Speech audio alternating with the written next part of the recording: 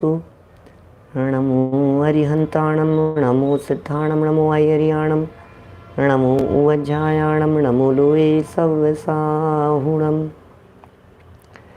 ओंकारं बिन्दुसंयुक्तं नित्यं ध्यायन्ति योगिनः कामदं मोक्षदं चैव ओंकाराय नमो नमः अविरल शब्दघनो प्रक्षालित सकलभूतलमलकलङ्का मुनिभिरुपासित तीर्था सरस्वती हरतु नो दुरितान् अज्ञानतिमिरान्धानां ज्ञानाञ्जनशलाकया चक्षुरुन्मिलितं येन तस्मै श्रीगुरुवे नमः। श्री परम गुरुवे नमः। परम्पराचार्य गुरुवे नमः।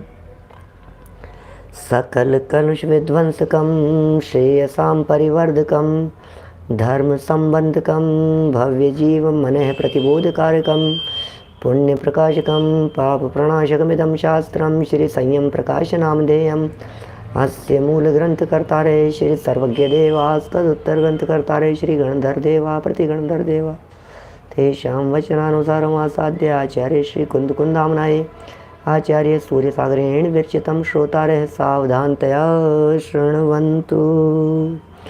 मंगलम भगवान वीरो मंगलम गौतमो गणी मंगलम कुंद कुंदाद्यो जैन धर्मोस्तु मंगलम सर्वमंगलमांगल्यम सर्वकल्याणकारिकम प्रधानम सर्वधर्माणां जैनम जयतु शासनम जैनम जयतु शासनम जैनम जयतु शासनम।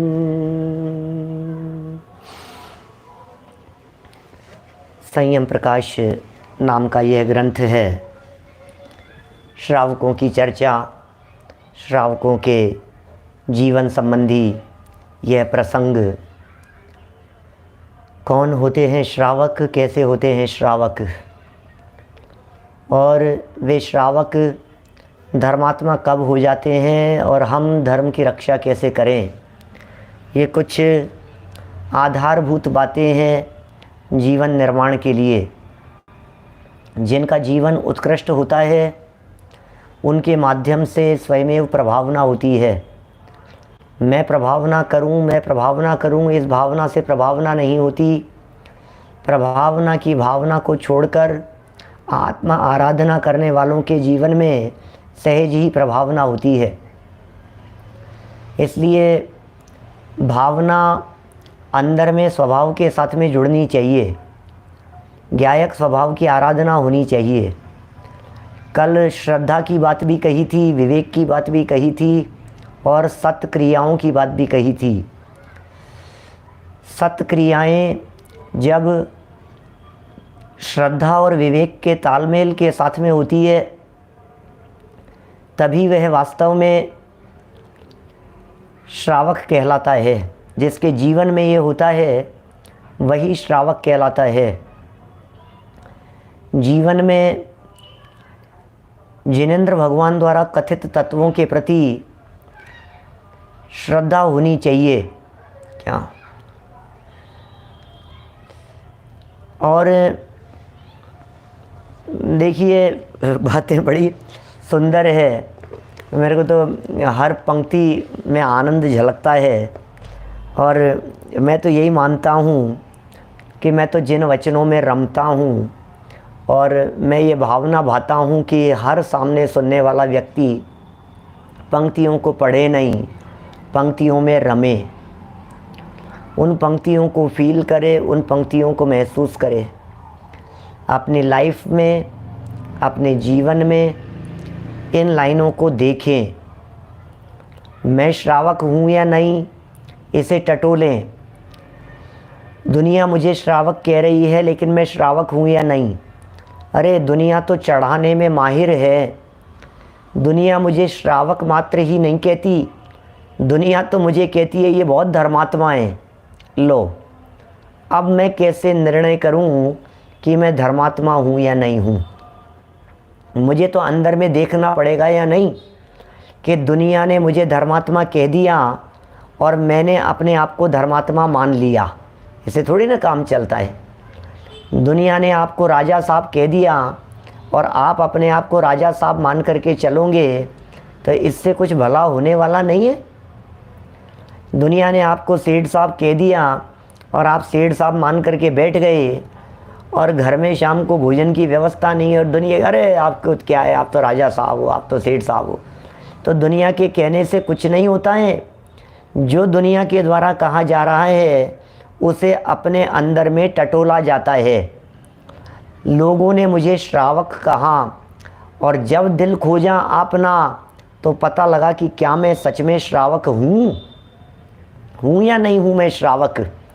तो दिल खोजना अपना अंदर से, टटोलना जरा अंदर से, तलाश करना अंदर से। श्रावक का प्रसंग है, श्रावक की चर्चा चल रही है। आत्म उन्नति की इच्छा रखने वाले को ही श्रावक कहते हैं। जिसके हृदय में आत्म उन्नति की इच्छा होती है, जब जब कोई व्यक्ति आपको श्रावक कह कर के पुकारे, जब जब आपकी ज़बान से अपने आप के लिए श्रावक शब्द निकले, उसी समय आपको ये महाराज साहब सूर्य सागर जी साहब द्वारा लिखी गई ये जो पंक्तियाँ हैं, ये पंक्तियाँ ख्याल में आनी चाहिए कि ये मुझे श्रावक कह रहे हैं, मैं हूँ या नहीं। मैं अपने आप को कह रहा हूँ कि मैं श्रावक हूँ, तो मैं हूँ या नहीं। अजय सोगानी जी साहब भोपाल से, ये सब चर्चाएं अपने आप को ही टटोलने के लिए है। मैं कहता हूँ बार बार, ये द्वादशांगमयी जिनवाणी की रचना मेरे लिए हुई है। मेरे इस वाक्य को आप लोग भी दोहरा सकते हैं, आप लोग मेरे इस वाक्य को रिपीट कर सकते हैं। ये द्वादशांगमयी जिनवाणी की रचना मेरे लिए हुई है। एक बार दोहराइए आप अपने अंदर से, आवाज़ निकलनी चाहिए अंदर से, ये जिनवाणी की रचना किसी और के लिए नहीं है, ये मेरे लिए हुई है। इसका मतलब इस जिनवाणी को पढ़ते समय, इस जिनवाणी को सुनते समय, जब जब आपको पड़ोसी दिखते हों, जब जब आपको परिवार वाले दिखते हों, जब जब आपको रिश्तेदार दिखते हों, जब जब आपको मित्र मंडली दिखाई देती हो, तब तुरंत यह बात याद आनी चाहिए, यही बात याद आनी चाहिए कि अरे मैं किसको देख रहा हूँ, ये तो मेरे लिए लिखा है। होता है ऐसा, जब हम जिनवाणी के इन वचनों को पढ़ते हैं तो हमें दूसरे लोग ही दिखते हैं। क्या हमें ये दिखता है, अरे ये व्यक्ति, अच्छा ये व्यक्ति, ओ ये तो इसके लिए आज यार ये है या नहीं ये प्रवचन में, आज तो पंडित जी ने इसके बारे में खूब उतारी है, आज तो इसकी उतर गई है। अरे नहीं भाई, क्या ये द्वादशांग, ये जिनवाणी, ये अंग पूर्वों की रचनाएं, ये सब मेरे लिए हुई है। क्यों? क्योंकि विशेष बुद्धिमान लोगों के लिए तो लिखने की ज़रूरत नहीं थी। क्या विशेष आत्मार्थियों के लिए लिखने की ज़रूरत नहीं थी। वे तो तीव्र बुद्धिमान थे, बुद्धिशाली थे, जो सुन सुन करके समझ लिया करते थे। लेकिन हम जैसे हीन क्षयोपशम वालों के लिए ही तो जिनवाणी लिखी गई है कि आपकी स्मरण शक्ति विशेष नहीं है, इसलिए 2 बार पढ़ लेना, हमारे लिए लिखी गई है। ये श्रावक की चर्चा हमारे लिए है। चलिए मैं रिपीट नहीं करूँगा। कल हमने यहाँ इन पंक्तियों को देखा था, बहुत सुंदर पंक्तियाँ थी। आज हम बढ़ रहे हैं धर्मात्मा की तरफ। कल देखा था श्रावक कौन है, आज दिखा रहे हैं धर्मात्मा का स्वरूप क्या होता है। धर्मात्मा, हम तो पूजन करने वालों को धर्मात्मा कहते हैं, हम तो मंदिर जाने वालों को धर्मात्मा कहते हैं, हम तो माला का जाप करने वालों को धर्मात्मा कहते हैं। अरे हमें तो हर व्यक्ति मंदिर में बैठा हुआ धर्मात्मा, अरे ये धर्मात्मा, ये धर्मात्मा, ये देखो एक और धर्मात्मा निकल रहे हैं। और कपड़ा मार्केट में दुकान पर बैठे हुए व्यापारी लोग निकलते हुए लोगों पर कमेंट करते हैं, ये देखो एक और धर्मात्मा निकल रहे हैं, ये आ गए एक और धर्मात्मा। क्यों? कुछ न कुछ तो बात है भाई साहब। क्या सारी दुनिया क्रिया को देख रही है, यहाँ क्रिया का निषेध नहीं है। क्या देखो लिख रहे हैं धर्मात्मा का स्वरूप, पढ़ें क्या लिख रहे हैं धर्मात्मा के स्वरूप में।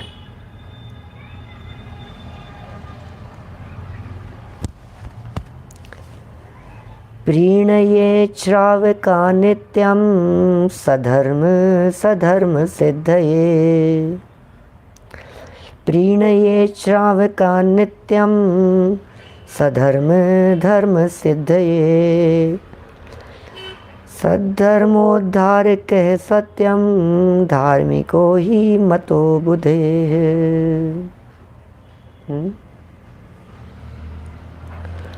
क्या लिख रहे हैं, अर्थ कर रहे हैं इसका। प्रत्येक जैन बंधु का कर्तव्य है कि वह ऐसे उक्त धार्मिक श्रावकों का सदा सत्कार करे।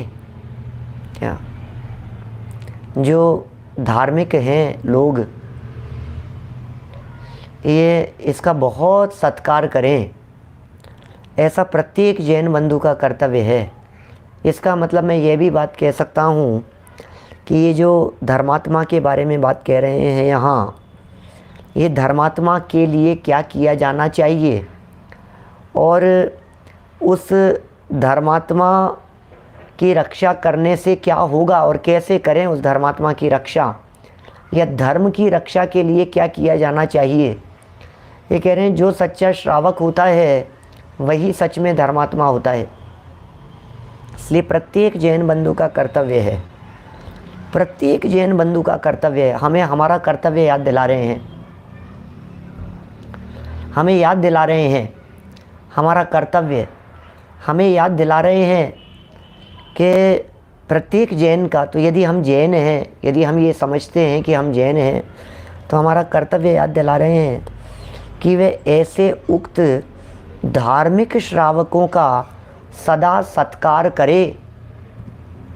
देखिए ऐसा होता है, धार्मिक श्रावकों के सत्कार की यह बात कह रहे हैं। धार्मिक श्रावकों के प्रति ये जीव कितना बहुमान होना चाहिए वो चीज़ सिखा रहे हैं। अरे हमें बहुमान ही नहीं आता है साधर्मियों का, श्रावकों के प्रति बहुमान की बात कह रहे हैं, कोई वक्ताओं की बात नहीं कर रहे हैं। आपको दुनिया में जो जो व्यक्ति ऐसा लगता हो कि ये व्यक्ति जो दिख रहा है ये श्रद्धावान है, आपको ऐसा लगता हो कि ये जो व्यक्ति दिख रहा है ये विवेकवान है, आपको ऐसा लगता हो कि ये जो व्यक्ति दिख रहा है ये क्रियावान है। यदि आपको श्रद्धावान, विवेकवान, क्रियावान, सत्क्रियाओं में लगा हुआ यदि कोई व्यक्ति दिखाई देता हो तो समझ लेना हमारा ये कर्तव्य है कि हम उसका सदा सत्कार करें, उसका सम्मान करें। ज्ञानियों के प्रति हृदय में जिसके विनय नहीं है वो व्यक्ति कभी ज्ञानी नहीं हो सकता। सम्यक दृष्टियों और भेद विज्ञानियों की विराधना करने का फल इतना कठोर होता है कि उसे जीवन में अनंत काल तक, सागरों सागरों पर्यंत उसे सम्यक दर्शन प्राप्ति के निमित्त न मिले, ऐसी योग्यता न बने, ऐसी परिस्थितियां बन जाती है। एक ज्ञानी का अपमान अनंत ज्ञानियों का अपमान होता है। एक धर्मात्मा व्यक्ति का अपमान अनंत धर्मात्मा व्यक्तियों का अपमान होता है। एक ज्ञानी की विराधना अनंत ज्ञानियों की विराधना है। हमारे मुख से कभी भी किसी भी ज्ञानी व्यक्ति, किसी भी साधर्मी व्यक्ति, किसी भी विद्वान व्यक्ति, किसी भी श्रावक जो कि श्रद्धावान, विवेकवान, सत्क्रियावान हो, उसके प्रति असत्कार का भाव नहीं आ जाए। कभी भी स्वप्न में भी ऐसा असत्कार का भाव नहीं आ जाए। भूल करके भी अरे वो क्या समझते हैं, अरे वो क्या ज्ञानी है, अरे उनमें कितनी अकल है, ऐसा हो जाता है। ऐसा कहने में अरे ये क्या है, इनसे ज़्यादा तो मैं ही हूँ, उनको तो कुछ नहीं आता। इतना सा प्रश्न पूछा था, उनको तो इतना ही नहीं आया। नहीं आया तो नहीं आया भाई, उसमें क्या हो गया है। लेकिन विराधना मत करना। कोई ज़रूरी नहीं है कि सम्यक दृष्टि हो गया तो वह आपको सुमेरु पर्वत की नाप बराबर बता पाएगा। ये कोई ज़रूरी नहीं है कि कोई सम्यक दृष्टि हो गया तो उसे इस बात का पता हो कि पहले नरक के तीसरे पटल में कितने बिल हैं। हमें क्या पता साहब, नहीं पता। अरे आप कैसे सम्यक दृष्टि, आपको पता ही नहीं है। अरे तो क्या हो गया इसमें, अप्रयोजनभूत बातें हैं। भेद विज्ञान में ज्ञानी के रंच मात्र भी फर्क नहीं होता। भेद विज्ञान की बात वो सटीक बतलाएगा। प्रथमानुयोग का नॉलेज नहीं है तो नहीं है। मैना सुंदरी के पिता का क्या नाम था, क्या हमें क्या पता क्या नाम था कि तुम्हें इतना सा पता नहीं है, अरे यार आप तो बहुत यार ज्ञानी बनते हो यार, आप तो बहुत धर्मात्मा हो यार, इतने बड़े पंडित और आपको इतना सा नहीं पता कि रावण के नाना का क्या नाम था, कि हमें क्या पता रावण के नाना का क्या नाम था, मंदोदरी के पिता का क्या नाम था, कि हमें क्या पता मंदोदरी के पिता का क्या नाम था। क्या करें बोलो। अरे तो इन बातों के आधार पर किसी ज्ञानी जीव की विराधना मत कर देना कभी। सत्कार होना चाहिए, एक ज्ञानी के सत्कार। ज्ञानी के सत्कार का मतलब जानते हैं आप? ज्ञानी के सत्कार का मतलब ये है, आपने अपने लिए भविष्य में सत्य निमित्तों को आमंत्रित कर लिया। क्या माने? सत्य निमित्तों को आमंत्रित कर लिया आपने अपने लिए। ज्ञानी की विराधना का मतलब ये है, आपको योग्य निमित्त नहीं मिलेंगे। आपने विराधना कर दी ना इनकी, आपने इनका लाभ नहीं उठाया ना, और आपने इनका अपमान किया, इनकी विराधना की, इसका मतलब ये है अब आपको भविष्य में कभी ज्ञानी का योग नहीं मिलेगा, ज्ञानी का समागम नहीं मिलेगा, ज्ञानी की दिव्य देशना सुनने का अवसर नहीं मिलेगा। जैसे बन पड़े सत्कार करें उनका, अर्थात सत्कार का भी अर्थ कह दिया, उन्हें धन विद्या आदि द्वारा धर्म में दृढ़ रखें। क्या ये विद्वानों की बात नहीं कह रहे हैं, ये धार्मिक श्रावकों की बात कह रहे हैं। माने प्रत्येक जैन बंधु का कर्तव्य है कि वे ऐसे उक्त श्रावकों का सदा सत्कार करे, अर्थात उन्हें धन विद्या आदि द्वारा धर्म में दृढ़ रखे। दृढ़ करे नहीं, धर्म में दृढ़ तो वे थे ही, तभी तो श्रावक थे। धर्म में दृढ़ नहीं होते तो श्रावक कैसे? इसका मतलब धर्म में दृढ़ तो वे थे ही, ठीक है ना, लेकिन धर्म में दृढ़ रखे। हमारा ये कर्तव्य बनता है, हमारे साथ में रहने वाले साधर्मियों के परिणाम विचलित नहीं हो।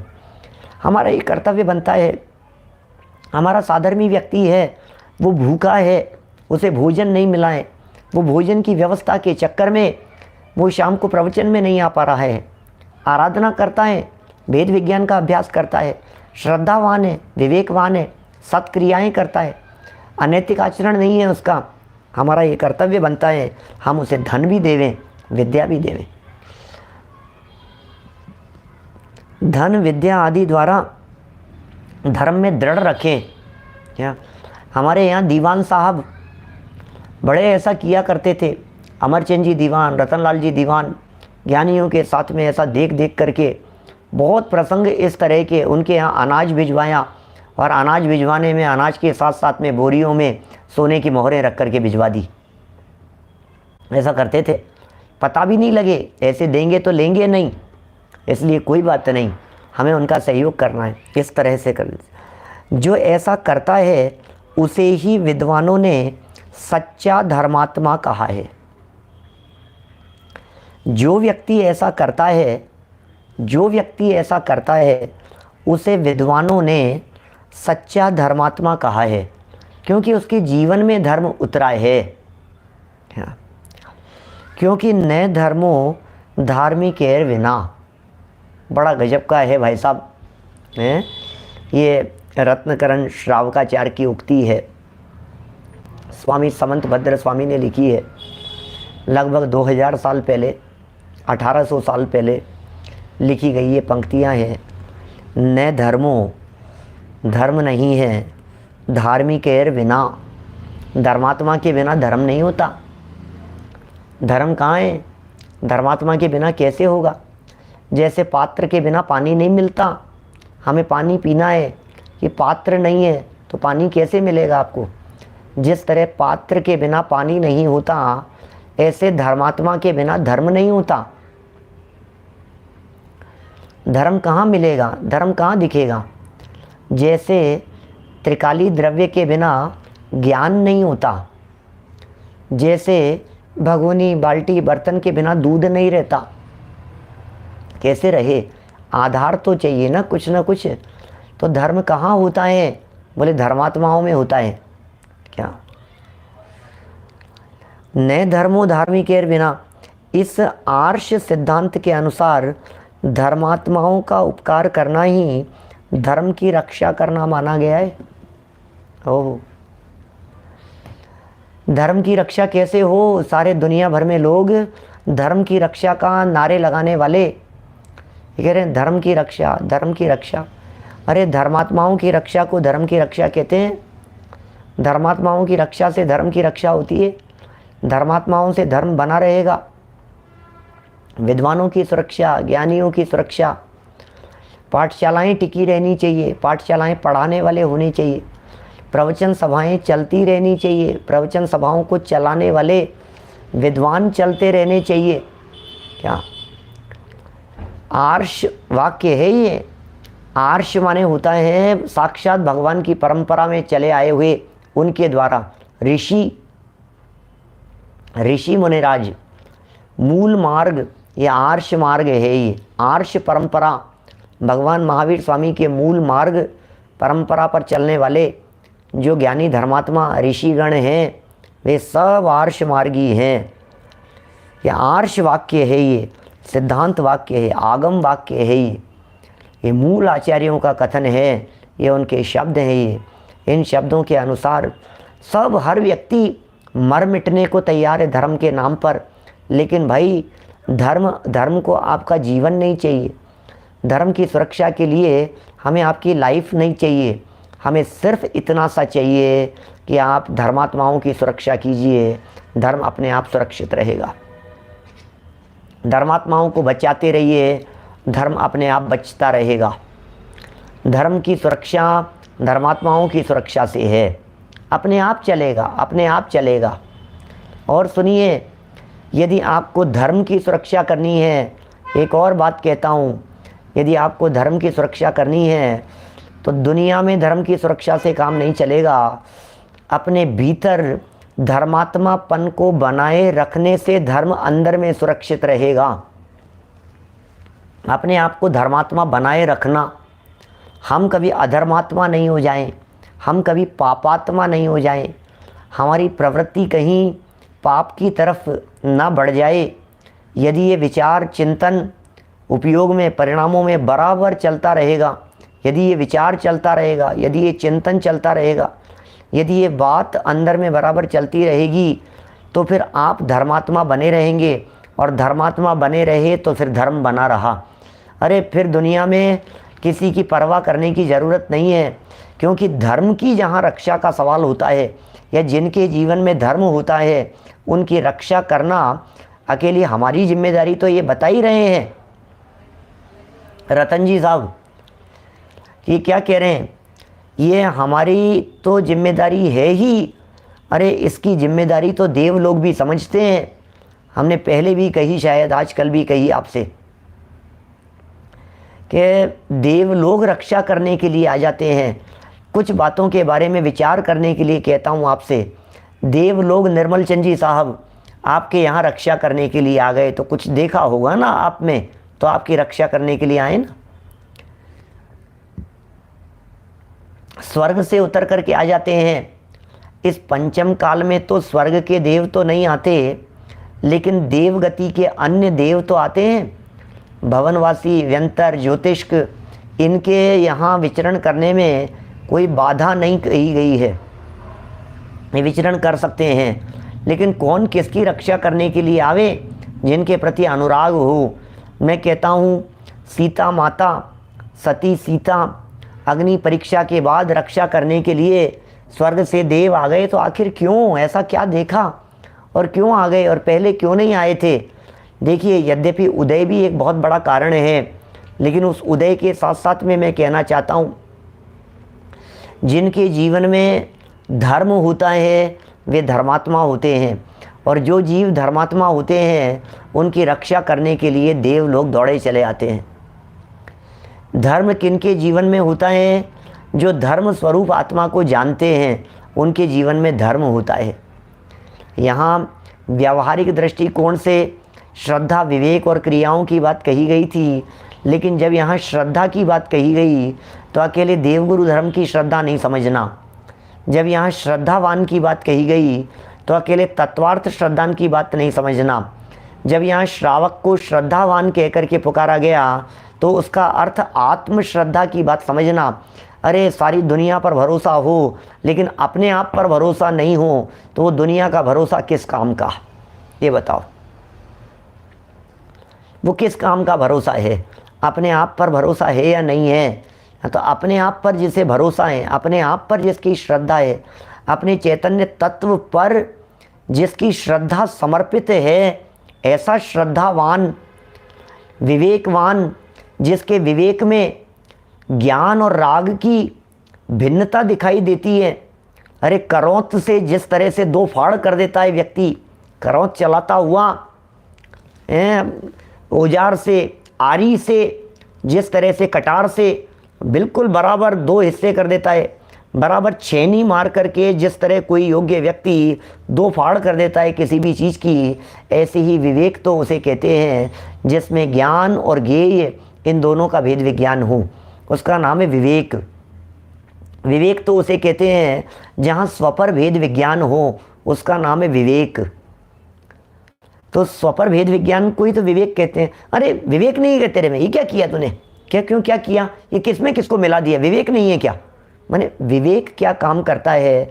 विवेक भिन्नता का काम करता है, विवेक भेद विज्ञान का काम करता है। क्या समझ में आ रही है बात? तो श्रद्धा अपने आत्मा के प्रति, विवेक आत्मा और देह इन दोनों के प्रति भेद विज्ञान, वो विवेक है। और क्रियाएं, सत्य क्रिया, सत्य स्वभावी आत्मा, वो सत्य है। उस सत्य के साथ में जब जुड़ान होता है तो होने वाली क्रिया को सत्य क्रिया कहते हैं। इसका मतलब श्रावक की श्रद्धा आत्मा के लिए समर्पित होती है, श्रावक का विवेक आत्मा और शरीर में भेद विज्ञान करता हुआ आत्मा की तरफ झुकता है, और श्रावक की जो सत्य क्रिया है वो सत स्वभावी आत्म तत्व के साथ में विशेष जुड़ान वाली होती है। ख्याल में आ रही है बात? तो सत्य स्वभावी जो आत्मा है, उस सत्य स्वभावी आत्मा की श्रद्धा, उसका ज्ञान और उसका विवेक, उसका चारित्र, श्रद्धा ज्ञान चारित्र, इन तीनों को यदि हम कहें एक शब्द में तो कहेंगे रत्नत्रय। इसका मतलब जो धर्मात्मा है वो रत्नत्रय के धारी होते हैं। सम्यक दर्शन यदि धर्म है, दंसण मूलो यदि धर्म है, तो वो जहाँ मिलेगा वो धर्मात्मा है। न धर्मो धार्मिक एर बिना लिखा है ना, यहाँ शब्द क्या लिखे हैं? न धर्मो धार्मिक एर बिना, धर्मात्मा के बिना धर्म नहीं होता। इसका मतलब धर्म कहाँ मिलता है? बोले धर्मात्मा में मिलता है। धर्म तो धर्मात्मा में मिलता है।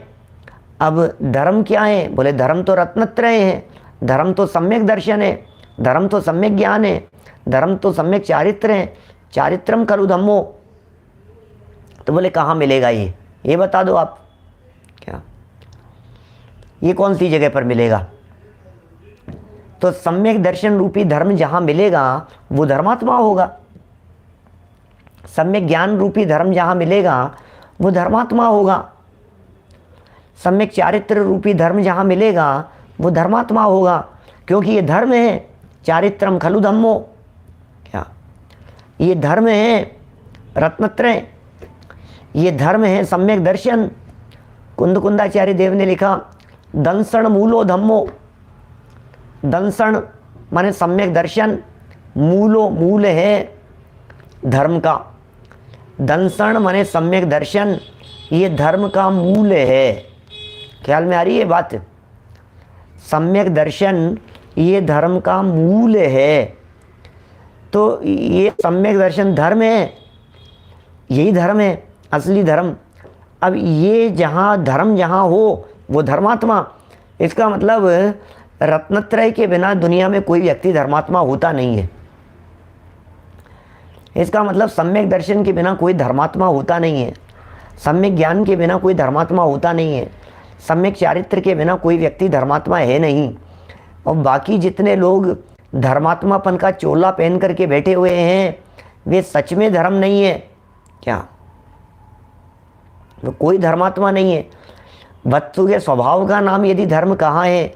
द्रव्य दृष्टि से धम्मो वत्तु सहाओ, धम्मो वत्तु सहाओ यदि ये बात कही गई है तो इसकी भी श्रद्धा, इसका भी ज्ञान, इसका भी आचरण, तभी वह व्यक्ति धर्मात्मा होता है। तभी हम उसे धर्मात्मा कहेंगे। अभी धर्मात्मा हो गया, अब कहते हैं उस धर्मात्मा की रक्षा करो, उस धर्मात्मा की सहायता करो, उस धर्मात्मा का सत्कार करो।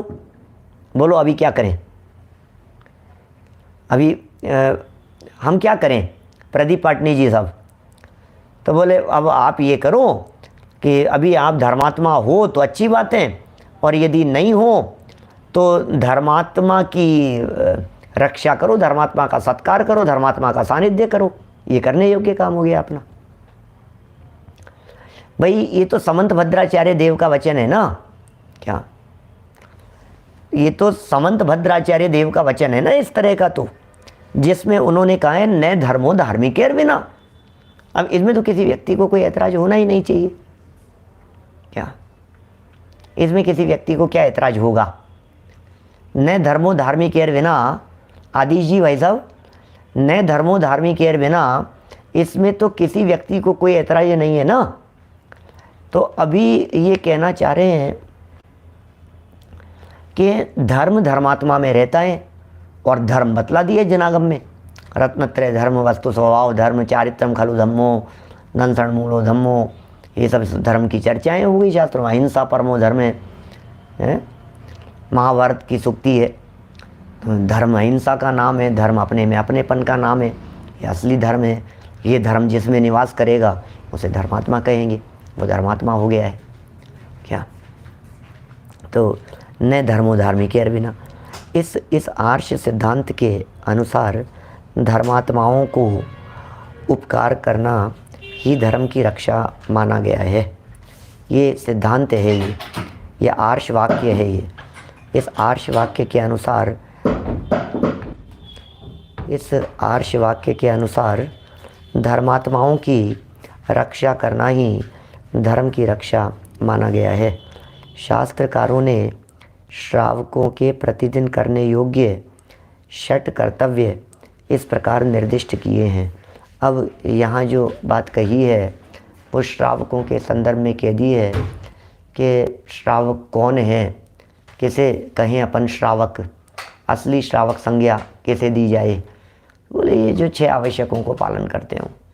तो पहले तो श्रावक बता दिए, श्रावकों को धर्मात्मा सिद्ध कर दिया, और धर्मात्मा श्रावकों की यहाँ इन्होंने सत्कार करने की बात कह दी। धर्मात्मा श्रावकों के लिए इन्होंने धन देने की बात भी कर दी, और विद्या देने की बात भी कर दी। बोलो क्या कहना चाह रहे हैं? धन भी दे दिया और विद्या भी दे दी। और भाई साहब ये क्या लिख रहे हो यार आप? तो आप उनको क्या पैसा देने की बात कर रहे हो आप? ये तो आप गलत रास्ता दिखा रहे हो। आप किसी व्यक्ति को पैसा देकर के तो भ्रष्ट हो जाएगा, गलत मार्ग पर चला जाएगा। ये कोई अच्छी बात थोड़ी नहीं किसी व्यक्ति को पैसा देना। धन विद्या आदि द्वारा धर्म में दृढ़ रखें, ये लिख रहे हैं। तो सुनो, हम यहाँ धन विद्या आदि द्वारा, अभी मैं इसको शब्द को सिर्फ आगे पीछे करता हूँ और कॉमा हटाता हूँ। धन विद्या द्वारा, ये विद्या धन कर दो इसको। तो इसमें लिखा है विपुल भाई गांधी जी, क्या लिखा है? ये लिखा है धन विद्या द्वारा धर्म में दृढ़ रखें। अब इसको शब्द आगे पीछे यदि कर दिया जाए तो फिर अर्थ निकलेगा विद्या धन द्वारा धर्म में दृढ़ रखें। ओह, समझ में आ गई क्या बात? इसका मतलब विद्या एव परमम धनम, विद्या ही परम धन है। जहाँ जनागम में कभी धन की बात कही गई होगी तो वो ज्ञान धन की बात समझना, वो विद्या धन की बात समझना। असली उपकार भी धन देना नहीं है, विद्या देना है, ज्ञान देना ही असली उपकार है। टोडरमल जी साहब ने जब मोक्ष मार्ग प्रकाशक का 8वां अध्याय प्रारंभ किया तो एक बड़ा गजब का वहाँ अर्थ किया। उन्होंने कहा उपकार करना, बोले धर्मोपदेश देकर ही परम उपकार किया जाता है। लो, किसका नाम परम उपकार? साधर्मियों के उपकार की बात कर रहे हैं, बच्चों पर उपकार की बात कर रहे हैं, आप अपने स्पाउस पर उपकार की बात कर रहे हैं, हस्बैंड वाइफ पर, वाइफ हस्बैंड पर, दादा दादी बच्चे पोतों पर, बच्चे पोते दादा दादी पर। क्या उपकार है बोलो? बोले ये धर्मोपदेश ही सर्वोत्कृष्ट उपकार है। 8वां अध्याय खोल करके जरा उसकी पहली लाइन खोल करके देखो, मोक्ष मार्ग प्रकाशक की, कैसे उपकार कह करके पुकारा गया है। बोलो, समझ में आ रही है बात? सोचना जरा, जो बातें कही है, विद्या धनम सर्वधनम प्रधानम, विद्या धन सर्वधन में प्रधान धन है, क्या ये कहा है? तो नीतिकारों में न चौर हार्यम न च भातृभाज्यम न भारकारी व्यये कृते वर्धते एव नित्यम, विद्याधनम सर्वधनम प्रधानम, विद्याधन सर्वधन में प्रधान है। बोलो कैसा उपकार, ये उपकार की बात कर रहे हैं, वो उपकार करना चाहिए उनका। बोले धर्म में दृढ़ रखें।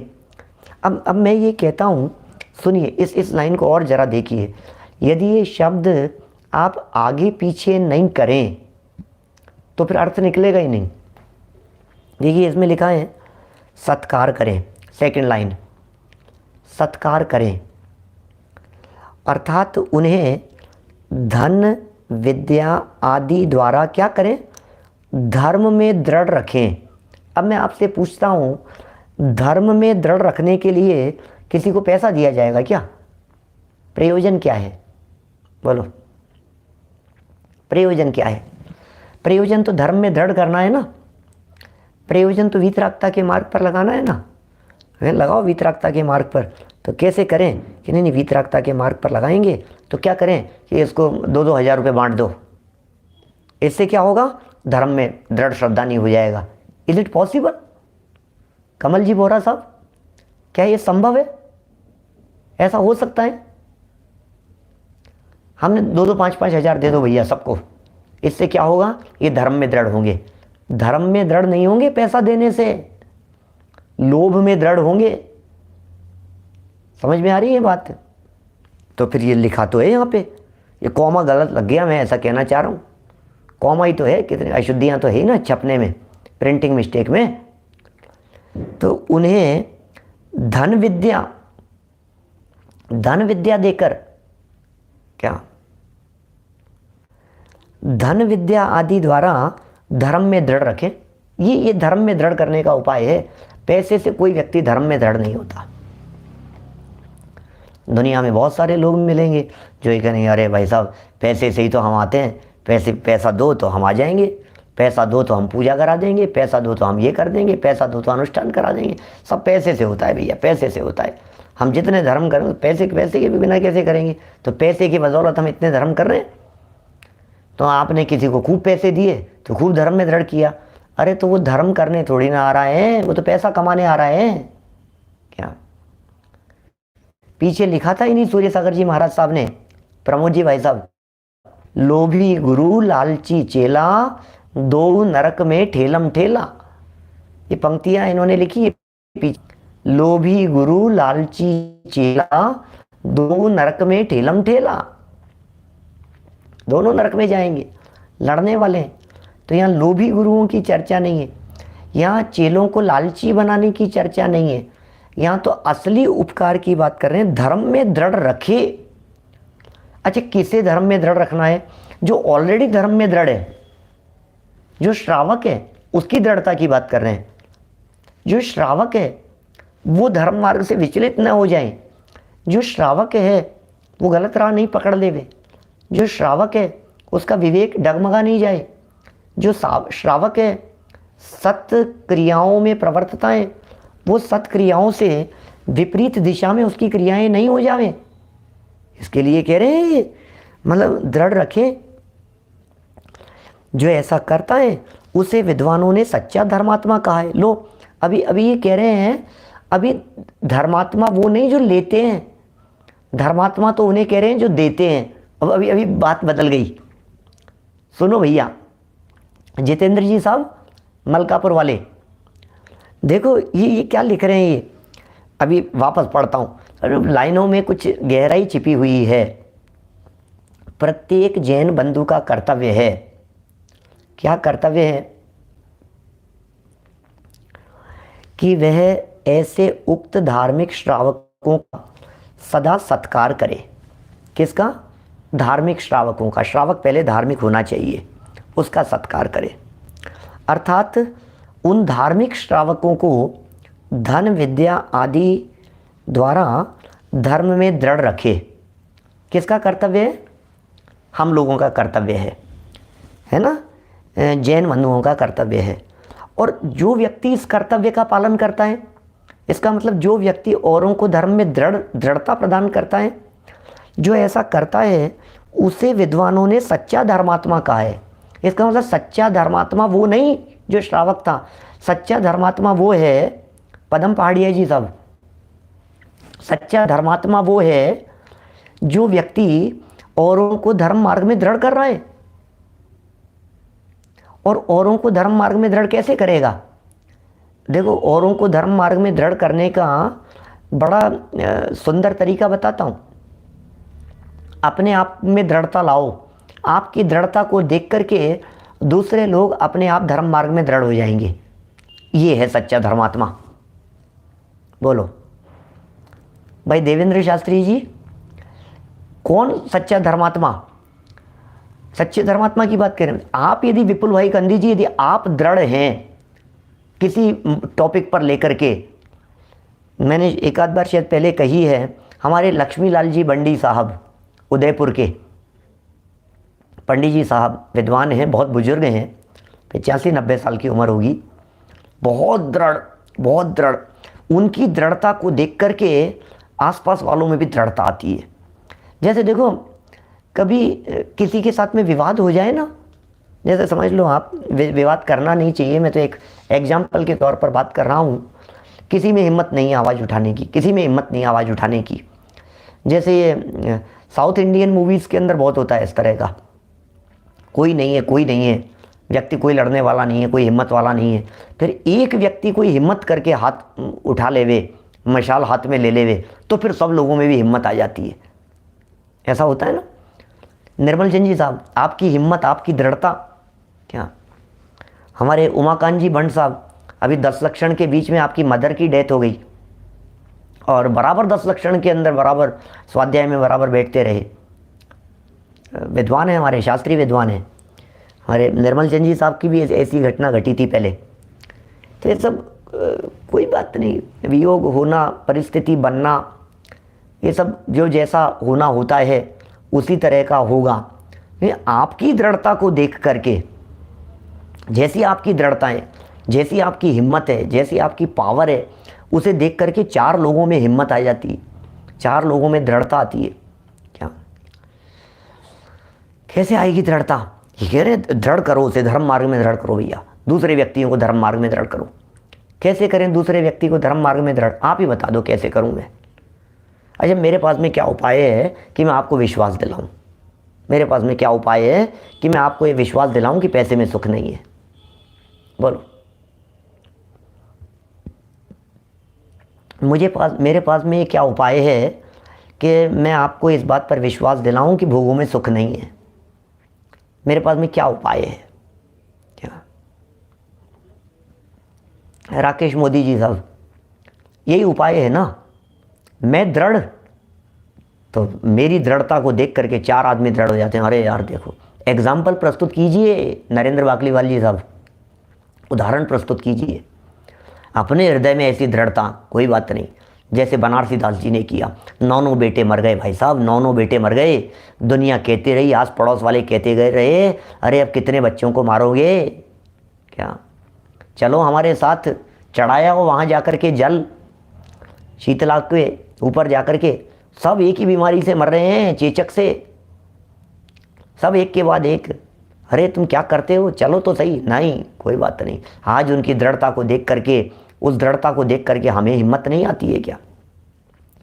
आज टोडरमल जी साहब को देख करके, क्या ऐसी दृढ़ता को देख करके, अरे कोई बात नहीं, धर्म के नाम पर जान चली गई तो चली गई, कोई बात नहीं।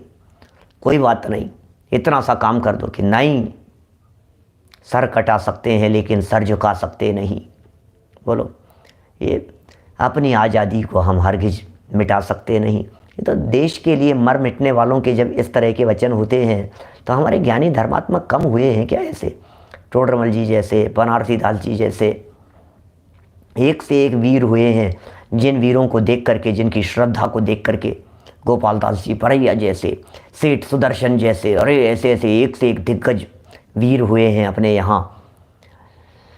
माने पूरे परमाणु भरे हुए हैं ऐसे ऐसी कहानियों से, उनकी वीरता की बातों से देख करके। कोई बात नहीं, अरे सेठ सुदर्शन की दृढ़ता तो देखो आप, ओहो, चेलना की दृढ़ता तो देखो आप, मुनिराजों की दृढ़ता देखो, श्रावकों की दृढ़ता देखो। अरे निंदा करने वाले दिखाई दे रहे हैं, आलोचना करने वाले दिखाई दे रहे हैं, टांग खींचने वाले दिखाई दे रहे हैं, अरे लांछन लगा रहे हैं उनके ऊपर, झूठा साँचा जो कुछ भी कह रहे हो, कोई बात नहीं, कोई बात नहीं, कोई बात नहीं। गुरुदेव की दृढ़ता देखो आप, एक से एक। हमारे दादा की दृढ़ता देखो आप, अरे भाई साहब, कितने आंधी तूफान आए, झेलते रहे, उन आंधी तूफानों को झेलते रहे, कोई बात नहीं, आने दो, कोई बात नहीं। ज्यों ज्यों आंधी तूफान आते हैं त्यों त्यों मुझ में दृढ़ता आती है, ज्यों ज्यों तूफान आते हैं त्यों त्यों अंदर में दृढ़ता आती है, और हमारी दृढ़ता को देख करके औरों में दृढ़ता आती है। अपनी हिम्मत को देख करके, उल्लास भाई आने दो, अपन हम हिम्मत है, हमारे में हिम्मत है तो औरों में हिम्मत आएगी। हिम्मत से एक व्यक्ति को तो सामने खड़ा होना पड़ेगा ना, क्या? जब हम हिम्मत से खड़े हुए हैं तो हमारे साथ में सैकड़ों लोग खड़े हुए हैं। ये हिम्मत, ये जब किसी धर्मात्मा व्यक्ति में दिखाई देती है, अकलंक निकलंक जैसे, बहुत है, बहुत है। क्या कहाँ तक नाम ले हम? अरे हम तो बस ये एक बात कह दी हमने, सर्वज्ञानियों के प्रति हमारा बहुत बहुमान का भाव है भैया।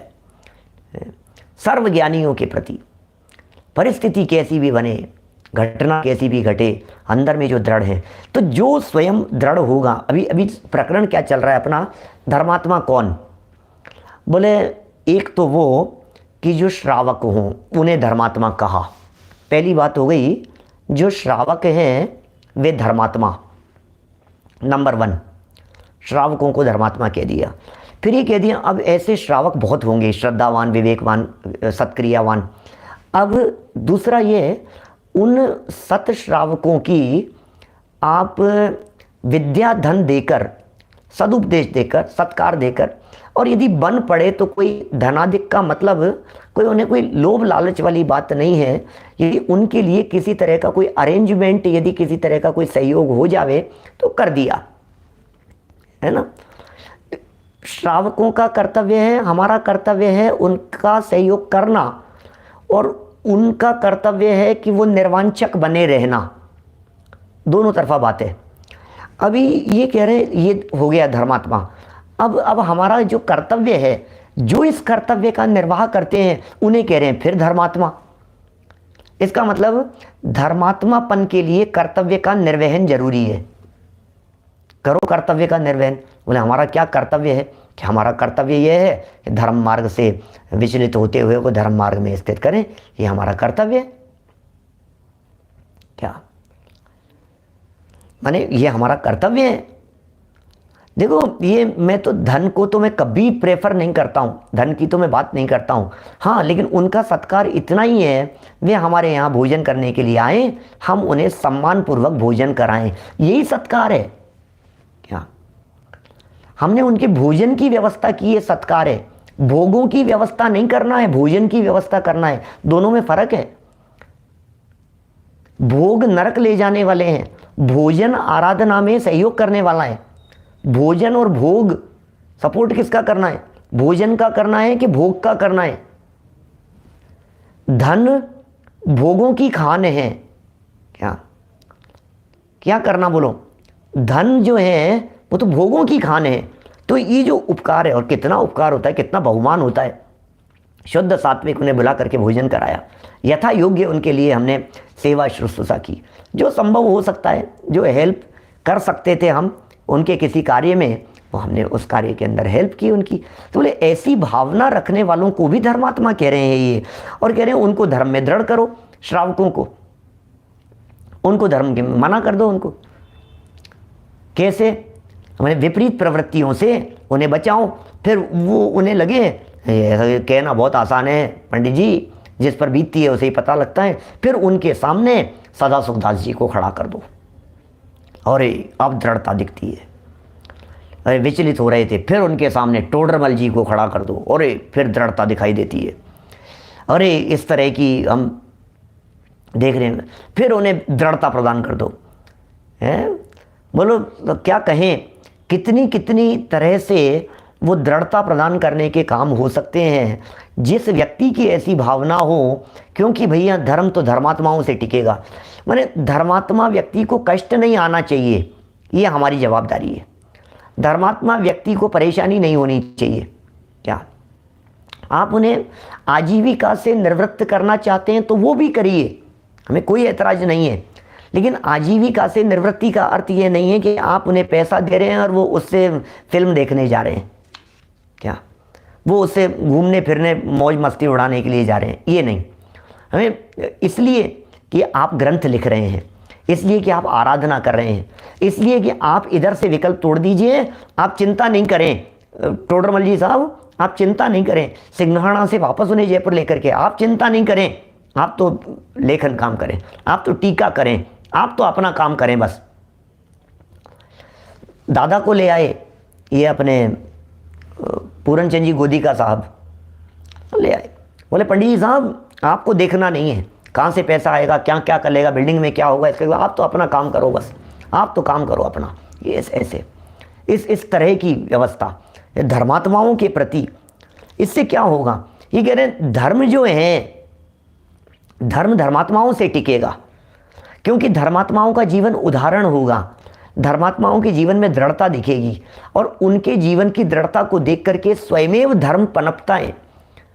ये पीढ़ी दर पीढ़ी चलता है। पीढ़ी का मतलब अभी टोडरमल जी से लेकर के हमारे तक के बीच में कितने ऐसे विद्वान आ गए जिन्हें देख देख करके हमें देख, अरे यार गजब भाई साहब, और देख देख करके ऐसा लगता है हमारे को कि यार हम भी ऐसे क्यों नहीं, हमें क्यों नहीं ऐसा लगता है कि गोपाल दास जी भरैया जैसे हो, हमें क्यों नहीं ऐसा लगता है टोडरमल जी जैसे हो, हमें क्यों नहीं ऐसा लगता है कि जयचंद जी छाबड़ा जैसे काम हो, क्यों नहीं ऐसे लगता है गुरुदेव श्री जैसे हो, क्यों नहीं ऐसे होता है कि दादा जैसे काम हो, क्यों नहीं लगता है कि बनारसी दास जी जैसे हो जाए।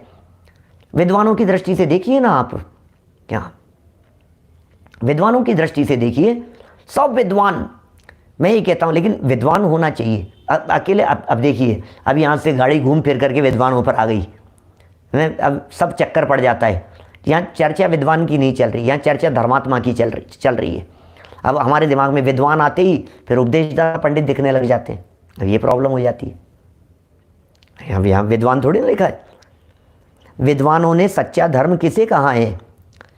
अरे कोई ज़रूरी थोड़ी ना है कि ये जो धर्मात्मा व्यक्ति है ये प्रवचनकार होगा, ये किसने कही। ये प्रवचनकार व्यक्ति धर्मात्मा ही होगा, ये कौन कह रहा है। क्या प्रवचनकार नहीं है वो भी तो धर्मात्मा हो सकते हैं ना, क्या स्वाध्यायी भी तो धर्मात्मा हो सकते हैं ना, आराधना करने वाले भी तो हो सकते हैं ना। अरे ऐसे ऐसे उदाहरण मिलते हैं, क्या मतलब भाई सजल, ऐसे उदाहरण मिलते हैं। वो भजन लिखते थे, वो भजन सुनाते थे और वो उनको कचौरी खिलाते थे। देखो आप, ऐसे भागचंद जी, बुद्धचंद जी, ऐसे ऐसे उदाहरण मिल जाएंगे आपको। कोई बात नहीं, तुम तो किए जाओ काम अपना।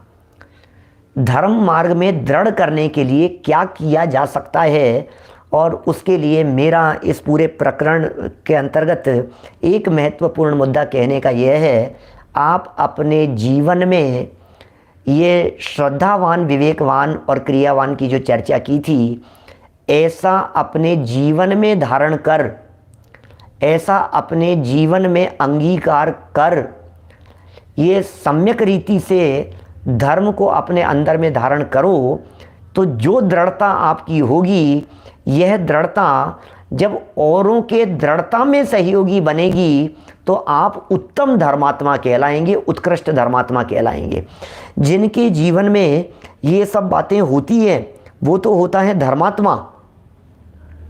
जिसके जीवन में श्रद्धावान, विवेकवान, क्रियावान पना था वो तो था धर्मात्मा। और धर्मात्मा श्रेष्ठ कौन, जो उन धर्मात्माओं को धर्म से विचलित नहीं होने के लिए अपने आप का उदाहरण प्रस्तुत करे। और क्यों प्रस्तुत करे? क्योंकि इनसे धर्म टिकेगा। इसलिए इस तरह की बातें शास्त्रकारों ने प्रतिदिन करने योग्य, क्योंकि अपने जीवन को बदलने के लिए प्रतिदिन करने योग्य 6 कर्तव्य निर्दिष्ट किए हैं। वे किस प्रकार निर्दिष्ट किए हैं, इसकी चर्चा कल ठीक 8 बजे सायंकालीन सभा में, दिन के तीनों प्रवचन कक्षाएं यथावत, शाम का भी जो भी जैसे चलते हैं चारों, और 5वां जो पारस टीवी पर चलता है वो भी यथावत चलेगा। अभिजनवाणी स्तुति। जावाणी के ज्ञान ते सूझे लोकालोक, सोवाणी मस्तक नमू सदा देत हूँ ढोक, सदा देत हूँ ढोक। 9 बार नमो कर मंत्र। नमो अरिहंता, नमो सिद्धांत।